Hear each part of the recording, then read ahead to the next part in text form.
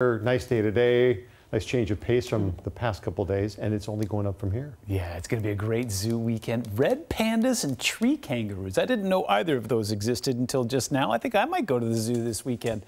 Live look from Queen Anne right now over top of the Emerald City, getting a little bit of camera rock there. That's because this camera is about 200 feet in the air.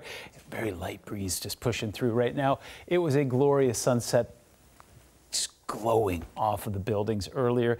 Obviously, it is set now, 9:10. That makes it the longest day of the year in terms of daylight. You know what? There's actually going to be a couple more days coming up on the 25th and the 26th. Well, the sun will be setting at 9:11, but the sunrise will also be happening a little bit later as well. So today is the longest day.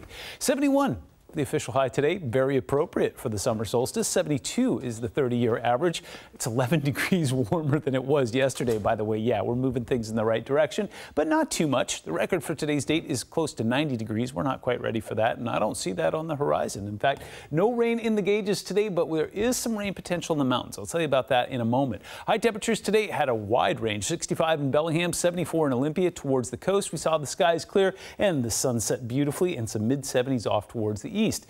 Here's where it gets better. 77 on Thursday becomes 80 on Friday. Now, if that is too warm for you, we will dial it back throughout the weekend. The reason is we'll start to see some onshore flow. So it'll be a couple of days there where you'll see some cloud cover and possibly some drizzle early, and then the skies will clear and just give us a beautiful weekend that will incrementally get warmer as we go into next week. It also gives us some bragging rights. As you saw during nightly news earlier tonight, there are a lot of places, especially in Texas, already experiencing triple-digit temperatures and heat waves. So 77, yeah, it's going to be very comfortable here. And another thing, down towards Florida, it's already in the 90s there with high humidity. So yeah, this is the place to be. Now, there is a little bit of a price tag attached here. That low pressure system is pushed off towards the north and east. Will continue to kick back a little bit of moisture behind it before it entirely dissipates. So earlier today, we saw some thunder and lightning over British Columbia. That has now wound down, and any shower activity that we had off towards the east today has also wound down for the time being. We start off tomorrow. Skies are going to be great. You see a little bit of marine layer that will stick off the coast there,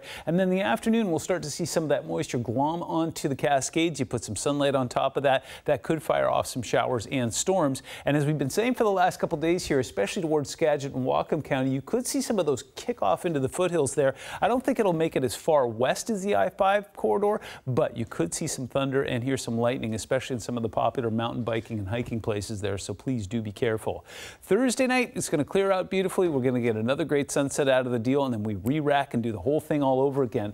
A little more cloud cover and moisture along the immediate coast there. We'll see more of that on Saturday as well. And again, business picks up along the Cascades in the afternoon there. And again, we could see some of that kickoff into the foothill communities, possibly across I-5 this time. So if you hear thunder roar, get yourself indoors. Forecasted lows tonight will still be on the cool side, courtesy of some clear skies. 49 in Bremerton, meanwhile 56 in Renton. We'll see some mid-50s, even some low 50s off towards places like Ellensburg and Wenatchee.